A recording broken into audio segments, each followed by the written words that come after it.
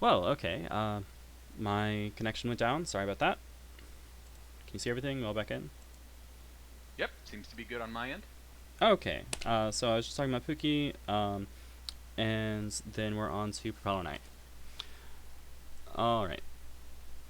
So Propeller Knight is a highly mobile, fairly versatile character. Probably the most mobile in season 4. Hard to say.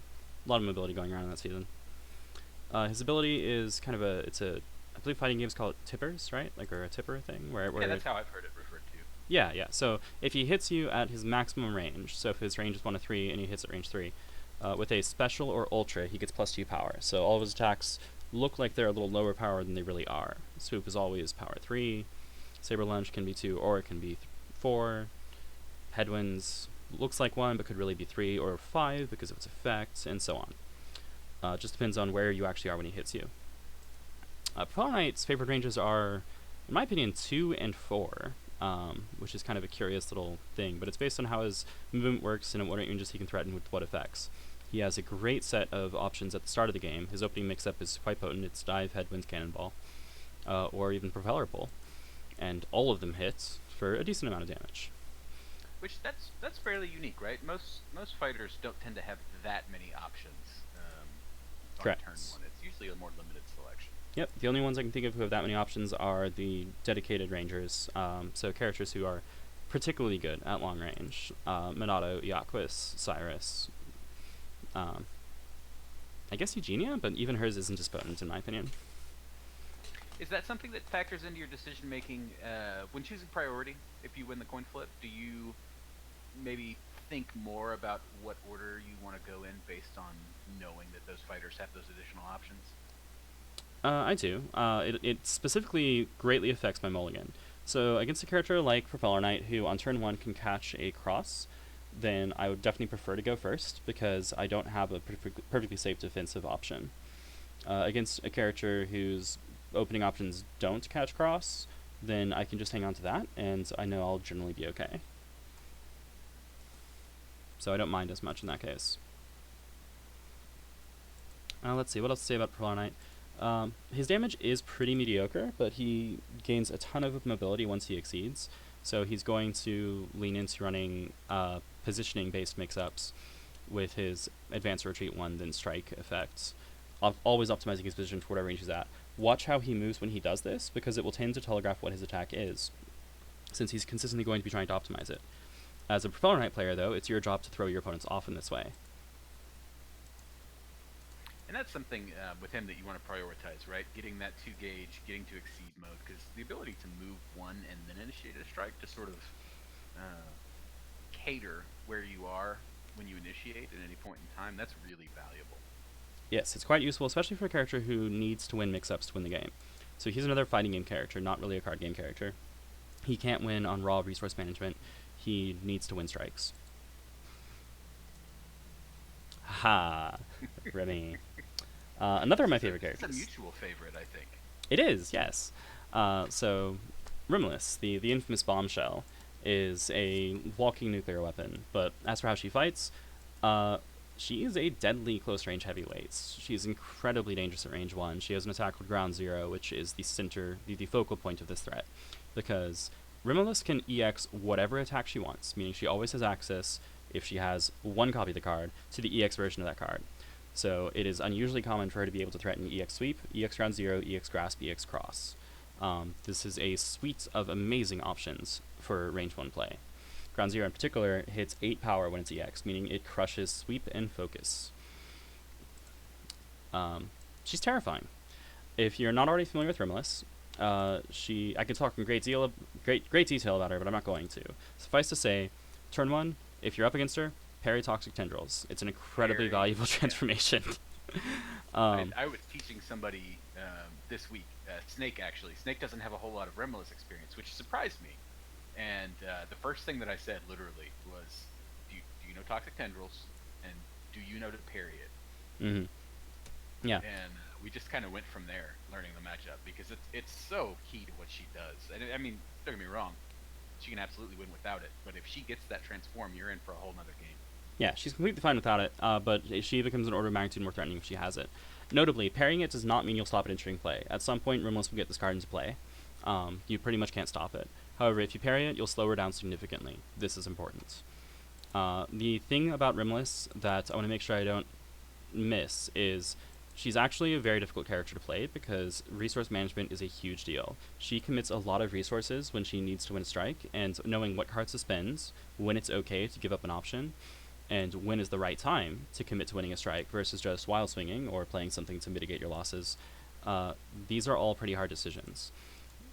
Yeah, she's another one I think, and you may disagree with me here actually, but for me, when I was very new to Exceed, I suffered in my play with Remiliss from the same sort of symptoms as Salinka play, as Minato play. Any of the characters that have that really high resource cost associated with doing, what they want to do,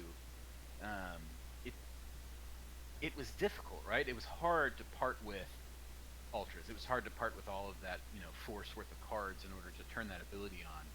And so I was maybe over hesitant to do it. And I think learning to get past that, actually, I learned how to play her mostly from you. And that really changed the way that I looked at her and what I was able to do with her. Mm-hmm. No, that makes perfect sense. That is knowing how to spend your resources and when to spend your resources is the hard part of playing Remiliss, and it is extremely difficult. If you can master it, though, she is, in my opinion, one of the strongest characters in the game. I think we'll see a good number of Remillisses come out in this tournament because she has gained reputation for being as powerful as she truly is. The question is, how skilled will those Remiliss players be? I don't know. I will be repping her, though. Hopefully I don't do you... Oh, jeez, can I throw this one away? This is my least favorite character because I can't play against her. I have lost probably every Renea game that I've played into her. That's just a me thing, though. She is actually mortal. Renea's ability is about hiding information. She can play her continuous boost face down. This is to mess with her opponent's head, and also to give her, in particular, secret options such as her now move 1 boost, which lets her move before she sets her attack, which is a unique ability, and her boost that causes the opponents to reveal their hands, which if she initiates a strike with that's in play, she knows all the opponent's options except their wild swing, and she can actually pick one option out of their hands to filter it away. So she is about information management and abuse of information. She is a terrifying character with unusually safe attacks such as Strafe Fire and Flare, but her power budget is in her Exceed mode. Once she exceeds, she can steal the opponent's boosts and then stack them up by playing an opponent's boost and then taking another full action. So she can play an opponent's boost and one of her boosts, which will turn on the Strafe Fire transformation for another +2 power, letting her throw immense stats at the opponent and making up for the fact that her early game power budget is pretty low. Any thoughts of your own about Renea? I love this fighter. She's someone that I really enjoy. The ability to play with that information game is something that, as someone that came over from Netrunner, I value quite a bit. And she's fun to execute. I like boosting. That's something that I have to admit to, is that boosting is one of my favorite parts of the game. And she does it in a way that so far no one else does. So it makes her somebody that I sort of latched onto immediately. Makes perfect sense. The problem with that, though, is that I got entirely too attached with that front side and did not spend enough time exploring my Exceed side play. Yeah, her Exceed mode is extremely potent. Watch out in particular because Renea is one of the few characters in the game who still has access to what we call parry reading. If she steals a block when she exceeds, then she can play the parry boost to name a card such as Strafe Fire, a card that she believes will not be in your hand because you're not playing Renea. Or if you are playing Renea, then she'll name, I don't know, Wearlight, a Eugenia card. Name a card that's not in the opponent's hand, that you know couldn't be in the opponent's hands. Then look at their hands. And then play reading from your hands and name a normal that they have in their hands and guarantee you win the strike. Parry reading is extremely potent. She's one of the only characters who can still do it. Ryu. Bland Ken? No, sorry. So Ryu is... I'm gonna think this every time I see these two now. Oh, great. So Ryu is... he's an all-ranger. He doesn't really have a favored range. He doesn't have a disfavored range. He's kind of always good. What his options are, what his threats are, it just depends on what he has in hands. That's why his ability lets him move 1 space as an action, so he can always make sure he's presenting some sort of viable threats at the range that he's at.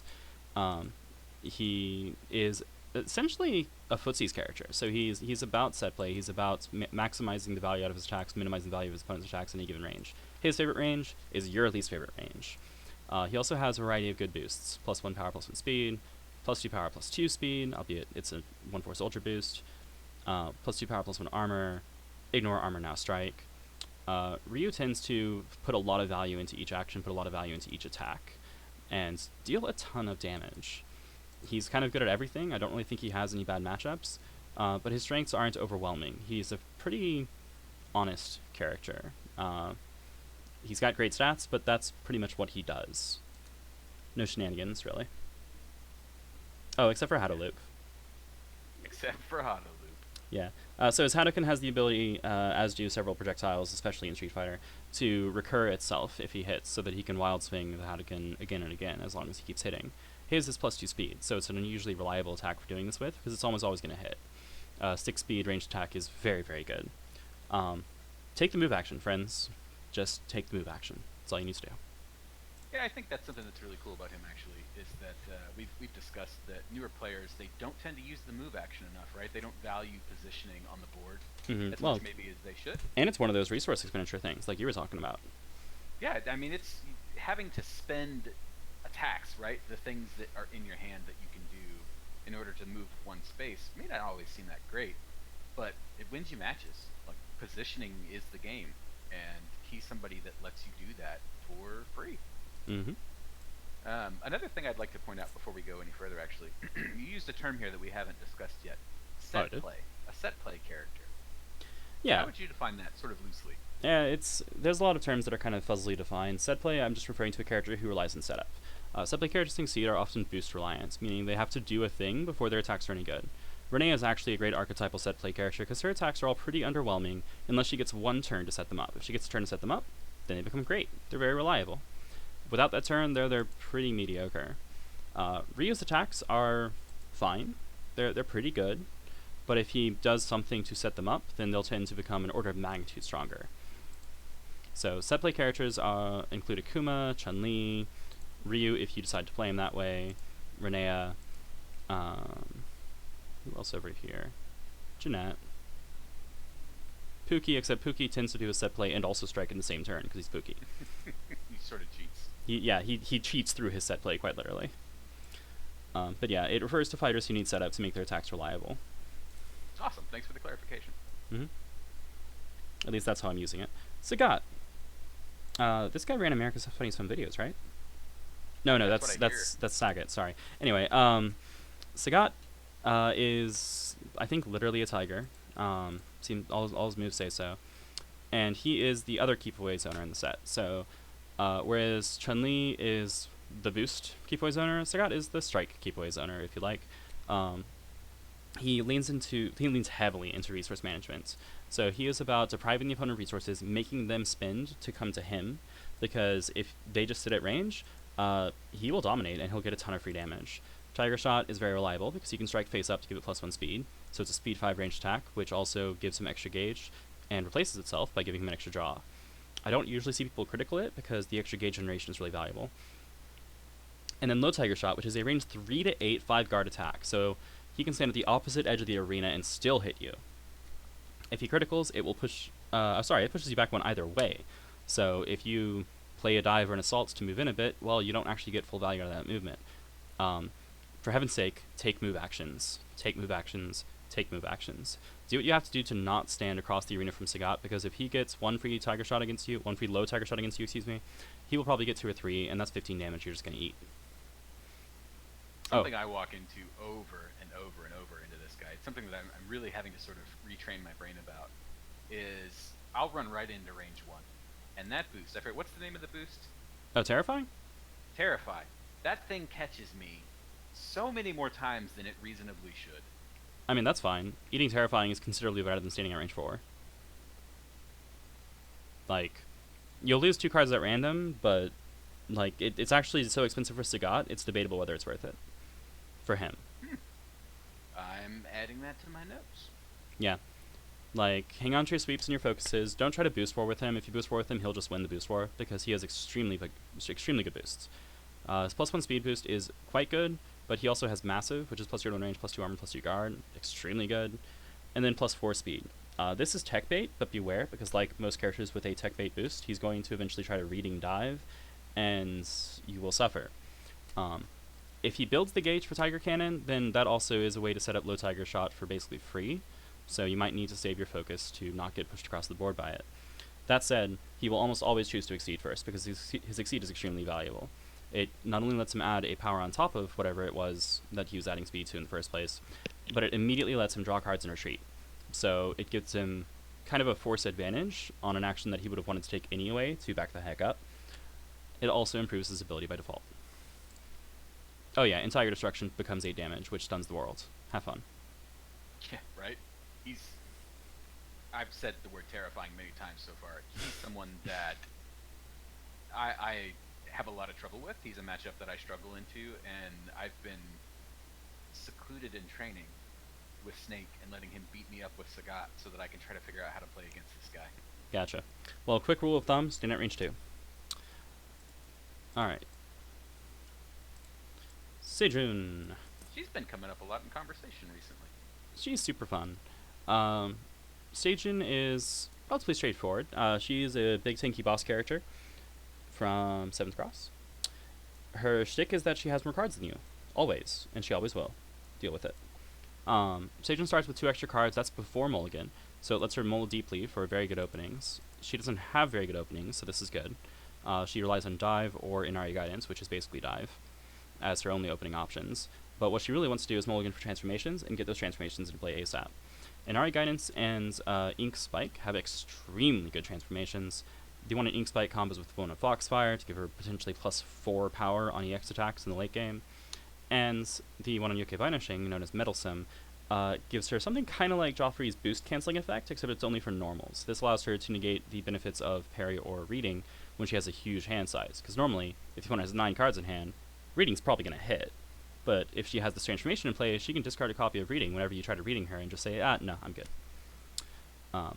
All of this makes her very, very threatening, very, very hard to stop from doing what she's doing. Her favorite range is probably 3. 1 to 3 are all decent ranges for her, though. Personally, I like 1, especially in normal mode, because her ability gives her a little bit of extra guard, which means her EX attacks at range 1 tend to become basically unstunnable. But yeah, the way to deal with her is just to zone her. Her movement options are poor. She has almost no movement on her attacks. Foxfire is positioning negative because it tends to throw you away from her, which she actually doesn't want.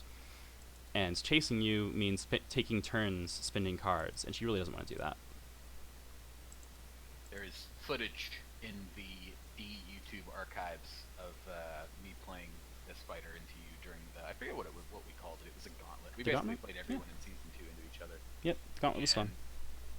Please don't be me. Remember the guard.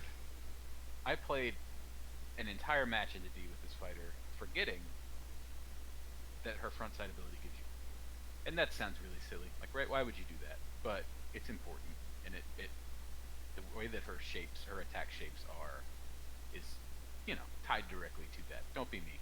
Remember your guard. Mm-hmm. Yep, she hits important breakpoints. If you have 7 cards in hand, you have 3 guard after you set an attack. If you have 9 cards in hand, you have 4 guard after you set an attack.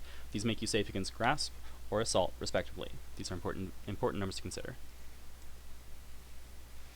Promo Knights, as we've started calling him lately. This is the first version of Shovel Knight, the one that was released in Season 2. So, he's an all-range footsies character who's based around mobility and then just playing good boosts. So he's kind of a stats monster, sort of a slow-paced stat monster who just sort of plays a boost and then looks at his hand and plays the best attack he can. He's very straightforward, actually very simple. I don't particularly find him exciting because he doesn't have a wide variety of the options he takes. His options are move, action, boost, strike. That's all he really has to worry about. So he's a very low shenanigans character as far as Season 2 is concerned. Probably the lowest shenanigans in the whole set. That said, he sure has stats. If he has a boost in play for a turn and you let him have another turn, he's probably going to play a monstrous boost on top of it, either Justice in Spades, which discards his other boost, but gives him a ton of stats, or for Chivalry, which discards his other boost, but gives him a ton of cards and a bunch of extra life. He's a stat monster. Don't let him keep a boost in play for more than a turn, and play whatever you need to play to cover whatever stats he has in play. Save your techs if possible. Beware of reading Dive, as with every character who has tech bait. And, don't boost war with him. He'll win. seems like there's a handful of those running around. I'm excited to see Promo Knight in the tournament. I hear some rumors that the taxi meta has been developing a really strong line of play for Promo Knight. He sees some pretty good results over there. So I want to see it in action. I've long underrated this character because of how simple his game plan is and how linear his lines of play tend to be a little bit redundant. But I played against Taxi's Promo Knight some, and I think he does good work. He still doesn't particularly excite me, but that's because I like really bizarre characters and a bunch of shenanigans, and he's a very low shenanigans character. Very fundamentals based. Hey, that's convenient. Hey, this looks familiar. So this is EXSK, or SK2, or Shovel Knight and Shield Knight, whatever. Call them what you will. We call them EXSK because there's two characters with, the initials SK, and EX is... Alright, whatever, I'm not going to explain the joke any further than that. So, unlike this guy, they tend to hit more lightly. They aren't really a stats monster, but they are footsies characters. They've got a little bit of zoner blood in them, and strangely enough, they are a Shoto, so they have a DP in the form of Buckler Blow, because they tend to play it at not range 1. They have a projectile in the form of Shield Gong, because of how it calculates range. It again tends to be a range 3 to 5, 4 to 6 attack. They have a Tatsu in the form of Shovel Drop. That's the 3, right? Tatsu, DP... Yeah, there you go. And projectile. Their other projectile is Shield Boomerang, which is a terrifying attack. One of the best ultras in the game. Also, it's one of the best ultra boosts in the game. There's an immense amount of power budget tied up in this card. Consider parrying it as soon as you think it's likely that they have it in hands, because this threat is basically impossible to answer, and your blocks are already pretty low value against this character because they have a decent special that ignores armor. Yeah, Boomerang is sort of the play-around card in this kit for me. It's the one that gives me the most troubles, and it's the one that I generally spend the most resources trying to avoid, or at least minimize the damage it's going to do. And by damage, I don't necessarily mean raw damage. I mean whatever it's going to invalidate or what it's going to cost me to play into that card. Yep, they have very potent opening mix-ups because Shovel Knight's ability, or rather Shield Knight's ability, is that when Shovel Knight starts movement on her, he can move an extra space if he wants to, meaning he can hit with Assault from turn 1, and he can cross up with Dive on turn 1. He can also hit with Discovery on turn 1. This gives him a speeds 4, 5, and 6 opening mix-up, as well as Shovel Drop, which has a little bit of guard on it if his opponent has a really fast poke as an opener. So he has a lot of options.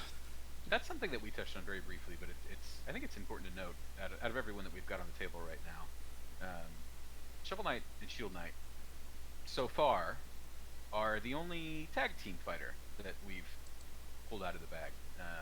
It's Shovel Knight, the fighter, and Shield Knight, who is a marker that, is moved around the field and has attacks that calculate range from her, and that's something that we don't see a whole lot in Exceed. We've got from season 1, I'm gonna butcher this pronunciation. That we've got Shovel Knight, Shield Knight, and then we have one more coming up. We do indeed. Is it next? No. Ah, man. Forgot about Specter Knight. Got me there. Yep. Oh, and actually. Okay, yeah, you're one off. All right. We'll hold that lead in for a minute. So, Specter Knight, not a puppet character, as it were. Specter Knight is a mid to long range rushdown whose attacks move him into close range and then back out again is kind of his general play pattern. So he dives in and jumps out. His ability involves sealing cards face down, which deprives the opponent of information, and lets him strike from a sealed area without giving information away later in the game. So he has... He's the only fighter in the game that uses that mechanic, right? That's correct.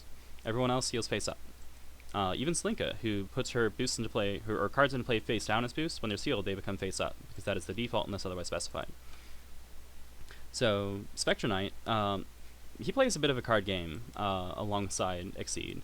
He moves cards through different areas to achieve weird attack shapes, because he can add before advance 2 onto his attack by sealing cards, but then he can play boosts that let him strike with the cards that he seals. Once he exceeds, this changes significantly to spend a gauge to gain his effect, and he can do it when he doesn't initiate. His normal ability is only when he initiates.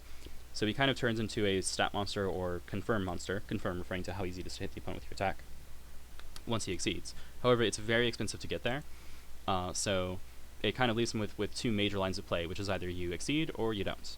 If you don't, you're trying to squeeze value out of every strike using your front side ability and your sealed area.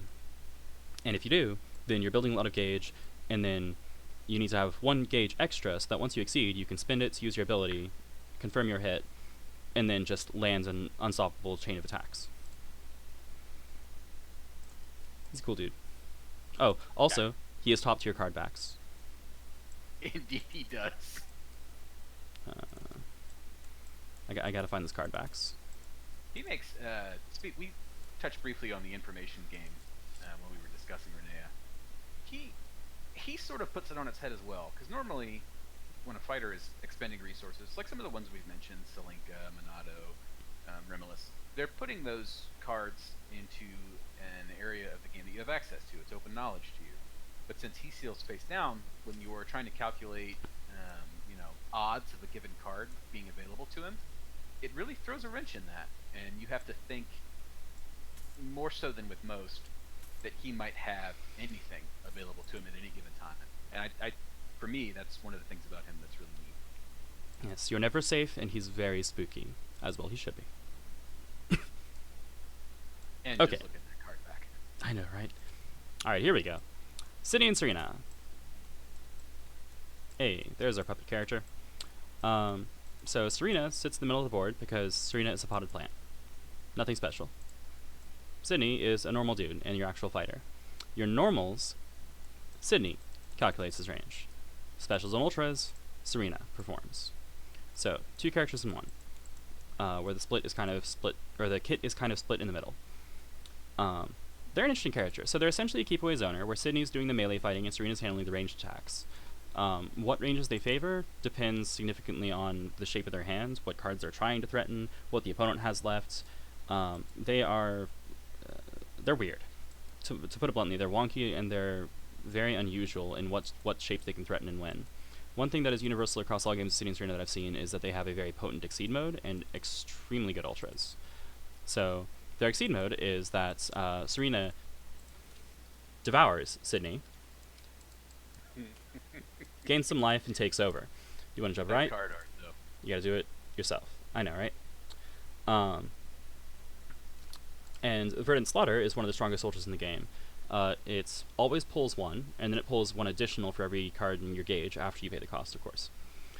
So it has great confirm. It can pull the opponents to the center from anywhere in the arena if you have enough gauge, unless they play focus, so be mindful. It tends to have a decent amount of guard by the time that you play it, and it does a ton of damage. So they're reliant on having a lot of gauge. They tend to build it pretty slowly, like most gauge monsters like Bison. It takes them a lot of actions to build gauge, or they have to spend life to do it, or a bit of both. But when they have it, it ramps up their threat dramatically.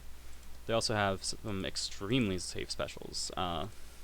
Spore Burst is a kind of a sweep that covers the entire middle of the arena, and then Choking Thorns is stupid good. 2 armor, 6 power, stun immunity, and it always gets a gauge, even if you miss. Let's see. There we go. Yeah.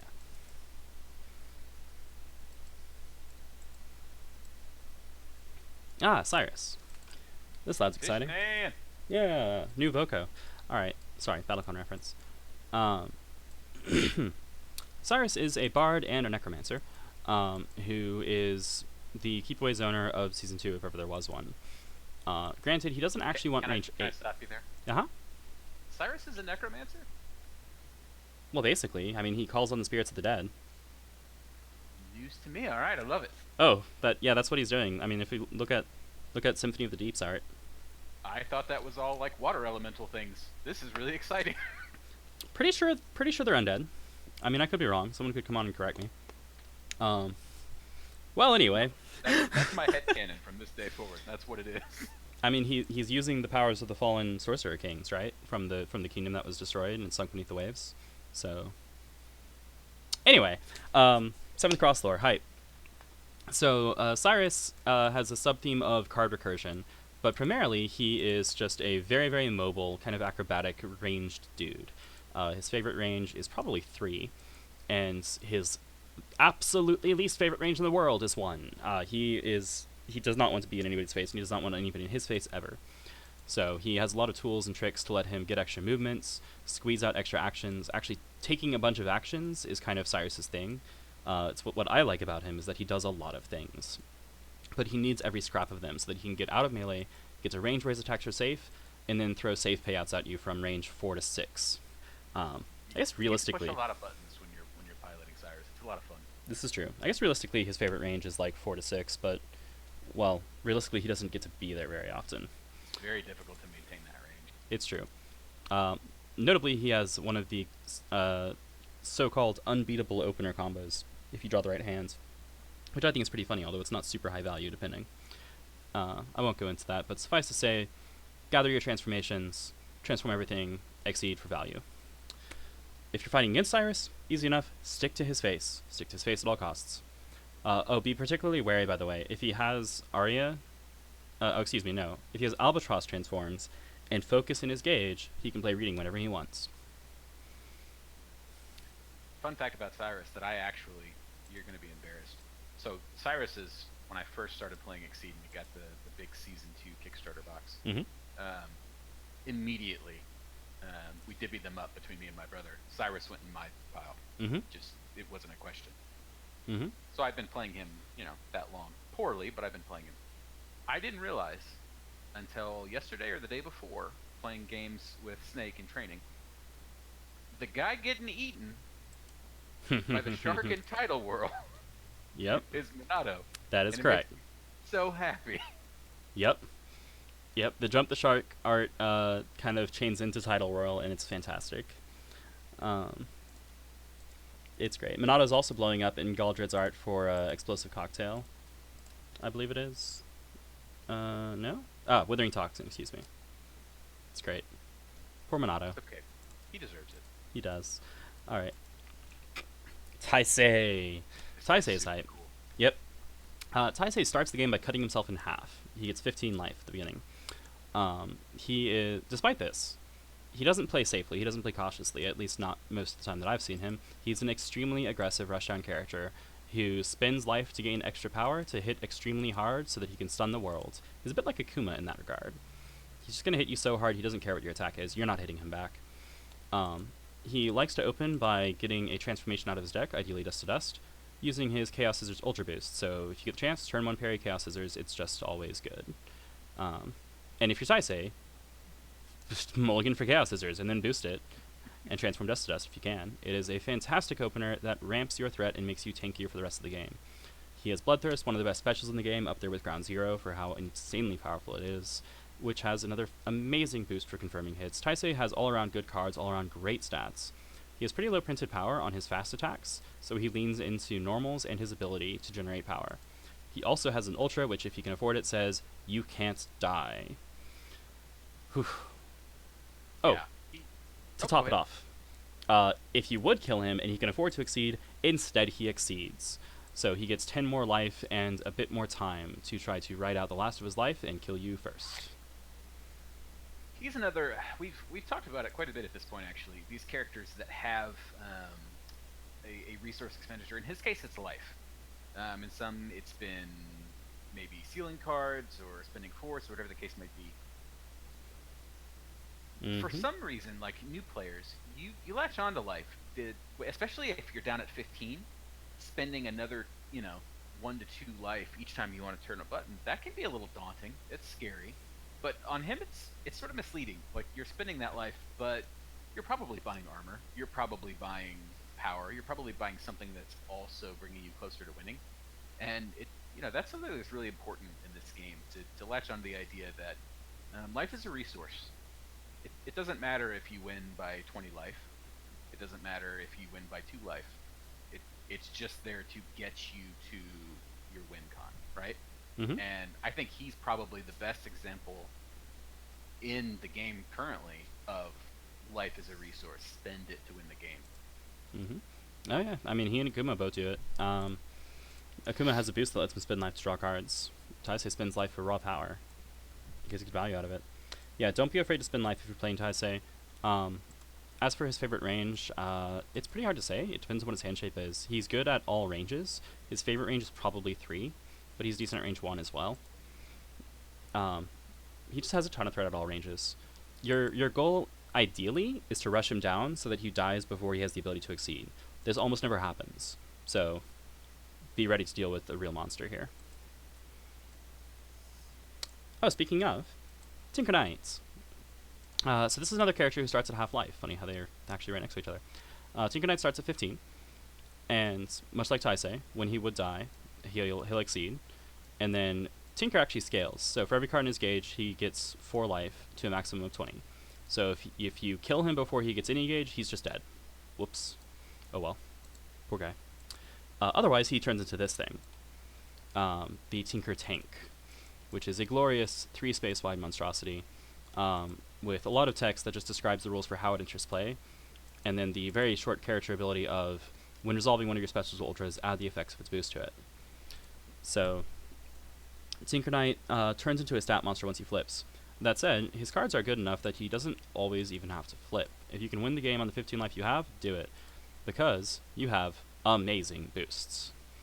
Tinker is a boost character who spends a ton of resources to guarantee amazing output in the early game, and then after he exceeds, he gets a bunch of the stats for free, but he can still play other boosts to pile on the stats. Note that Within My Reach is an ultra boost that lets him play one of his special boosts at no cost, so it's basically a 2 or 3/4 discount, depending on how you count it. And his other ultra boost is a +4 power 2/4 ultra boost. So he might look like a wimp on front side, but he hits really hard. Don't underestimate him. The turn after he exceeds is when he is most threatening, because he's likely to have saved a mech charge for a 6-guard full board attack for 7 that you probably can't do anything about.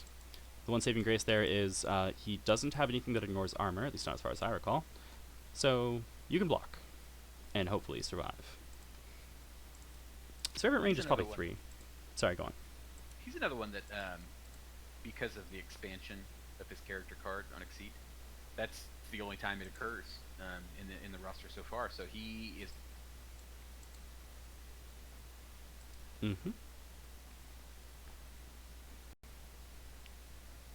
Did I cut out again? I'm sorry? I think I cut out again. I'm sorry. You said he's what? Because of the expansion of his character card? Oh, he's just very unique. There's no one else in the game so far that does what he does. Mm-hmm. And if that's something that you're into, if that's something that excites you, is playing a character that has access to an ability that literally no one else has an equivalent to, he's one to look at. Indeed. Yep. Being huge, despite appearances, is actually something of a drawback, because it means he takes up 3 spaces when you're trying to hit him, but he only calculates range from the nearest space to you. So in this case, Akuma hits at ranges 2, 3, and 4. Tinker only hits at range 2. Be wary of this. It is a trade-off for his extremely strong ability, where he just adds the boosts of his specials and ultras to his attacks for free, giving him a ton of extra stats. Another of my absolute favorites. Spike. Yes, Spike tends to always hit Tinker, so if you're the Tinker player, just stun it. You got the power. You'll be fine. Yeah. Enchantress, Plague, and Tinker are probably my 3 favorites from Season 4. Tournelouse, or however it's pronounced. Doggy!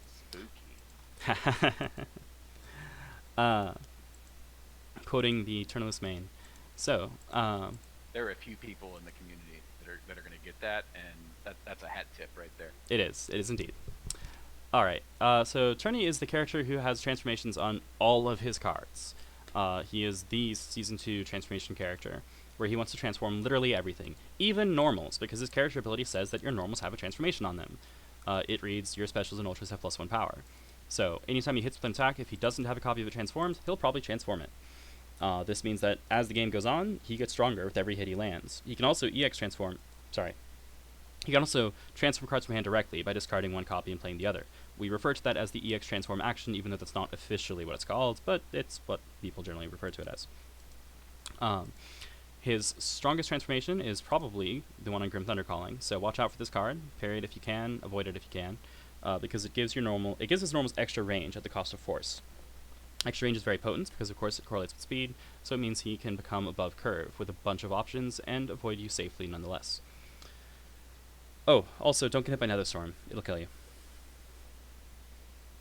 Oh yeah, I should probably warn you that his ultras can seal his transformations to gain gauge, so that he doesn't have to worry about like splitting cards between gauge and transform. He can just transform everything without worrying about it.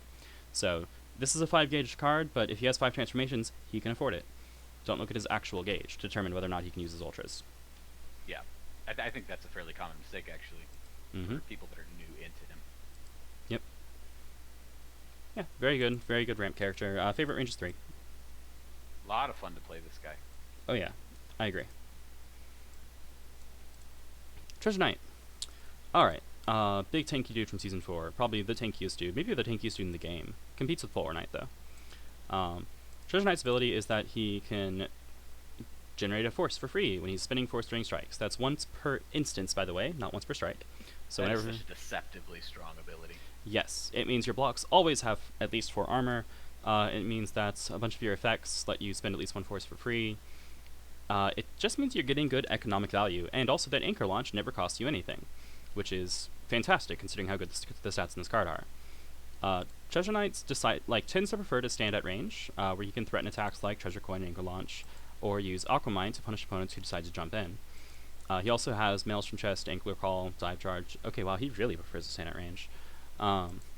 And pummel you with big attacks. He also likes to throw a lot of power and armor onto his own attacks so that they have good defenses and can out-trade at close range. He's a tanky heavyweight. Favorite range, I don't know, 5? Like 2 and 5? It's kind of weird.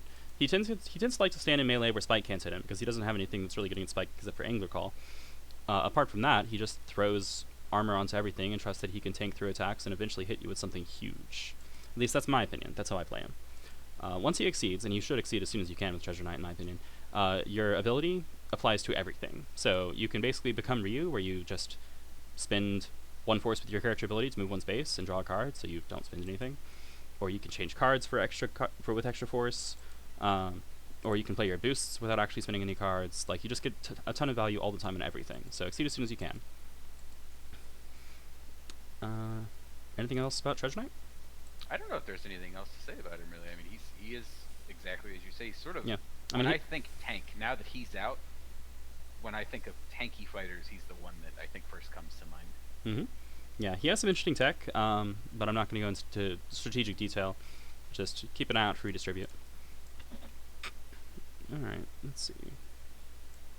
There you go. Getting down to the bottom of the bag. Yep. Umina! Aha. This is a fascinating woman. So Umina might be the most complex character in the game. She certainly is a pile of shenanigans. She is the dedicated control character out of Season 2, out of the whole game, really.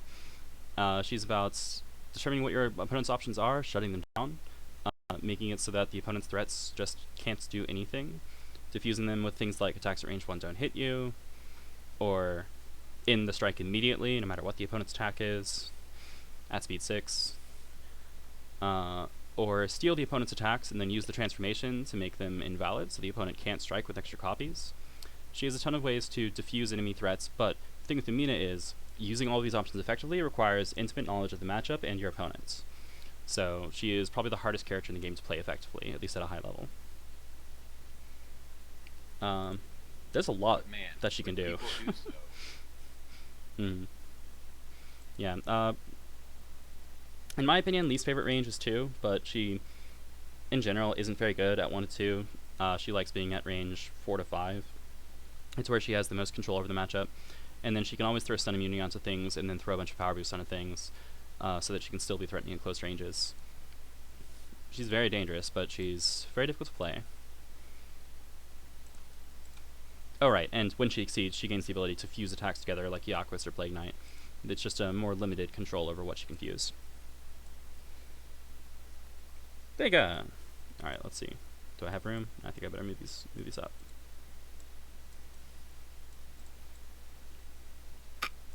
Alright. So Vega is a interesting character. He's actually kind of a zoner. Like, he's a long-range fighter, but all of his attacks are at close range, so he wants to move to range, and then he charges in with his attack. So his attacks tend to be positioning negative. That said, it usually doesn't matter, because he's getting so much value out of the hit, he doesn't mind. Vega's ability gives him extra power on his specials or ultras when he sets his attack at the edge of the arena. So if he's standing at the edge, regardless of whether he's on offense or defense, he gets extra power on his specials and ultras. He has 1 boost, which lets him extend his normals temporarily, and when he exceeds, it becomes plus 3 power, plus 1 speed, which means his attacks are often uncontestable and do 1,000,000 damage. He's actually pretty terrifying at this point. but he's a very payout-centric fighter. He doesn't have much in the way of safe moves, and if you stand in his face, he has to rely on a very limited set of trading moves and also normals to buy time until he can get away and throw something uncontestable at you from very long range. Let's see. Yeah. I kind of think of him as a spring, right? Like, he's something that he takes a while, he's got to coil up and get ready, and then he unloads. And whatever it is that he's doing, it's scary, right? You have to play around it. You're probably just trying to mitigate your loss. But then you've got a little bit of time to try to deal with him while he tries to recoil. And, of course, you know, he has tech to make that faster. But when I play into him, that's generally whenever I try to steal momentum, is after he's unloaded something.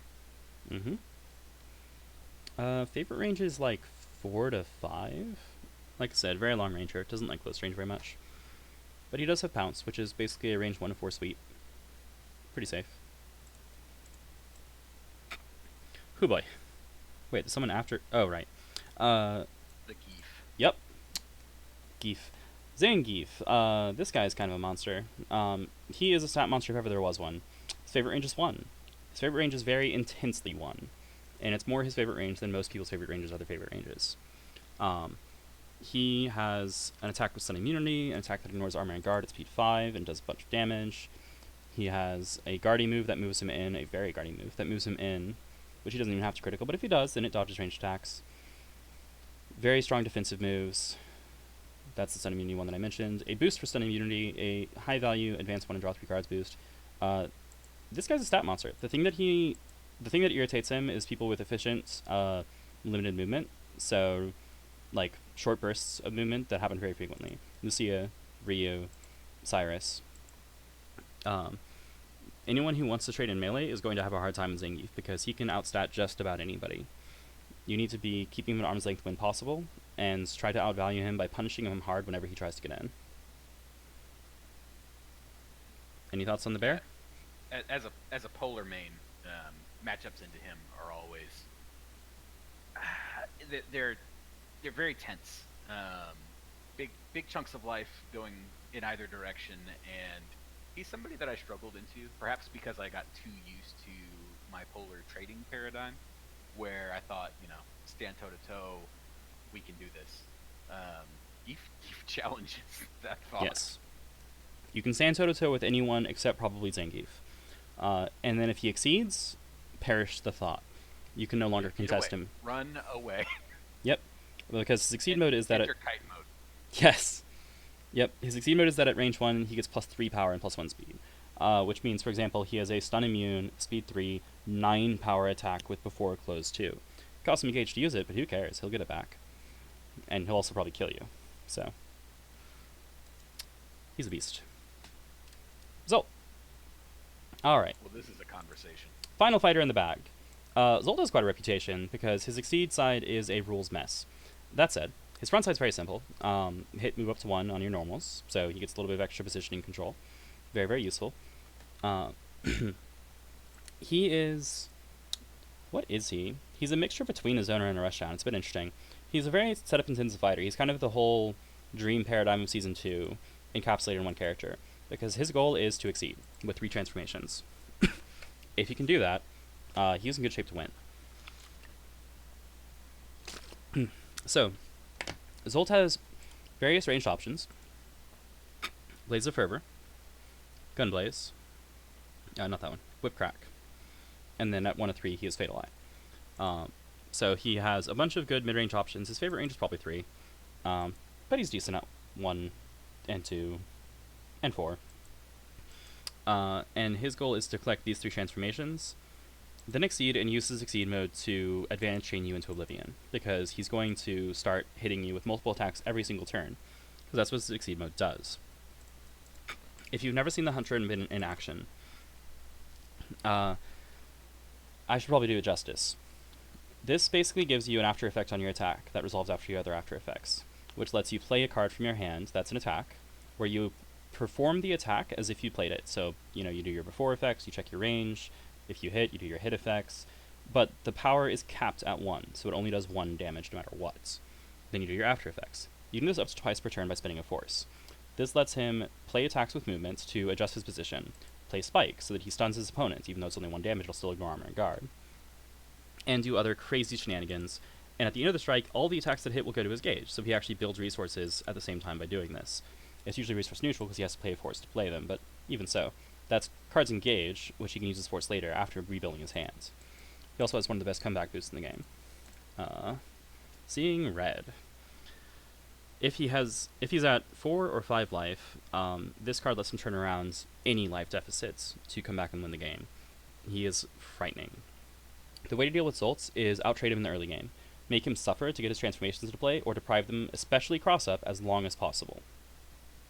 His ultras are pretty good, but nothing remarkable. They're mostly tools. He needs to buff them up with speed boost or with his transformation that lets him add speed in order to make them threatening, or he needs to set up Wild Hunt in particular at extreme range in order to make it uncontestable. Did I miss anything big about Zsolt? No, I think I'd like to double down on how important it is to try to hurt him as much as he can before he flips, because once he flips, he sort of breaks standard play. So if you're being attacked at range 1, a very frequent play, because grasp is the threat, right? You respond with sweep or with focus, and most of the time, that's great. You're gonna probably guarantee yourself at least a trade. Against him, he tacks a spike onto that grasp, and now he has penetrated your armor and guard at speed 7. And he's probably going to tag another rider onto that's going to let him reposition.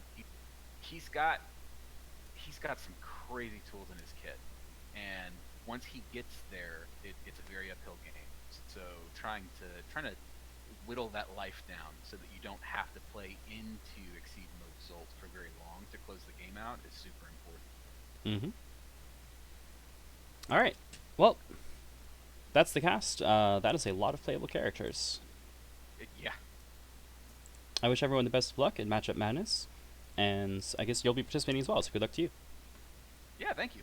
I will be, and I'm hoping that between myself and you and some other people that have volunteered, we'll announce those shortly. We should be getting some pretty good footage of the event, and I'm really excited for it. I think it's going to be a lot of fun, and we're going to get a lot of good content generated. Seems good. Alright, I'll close this video down, and I will see y'all later. Bye. Have a good one.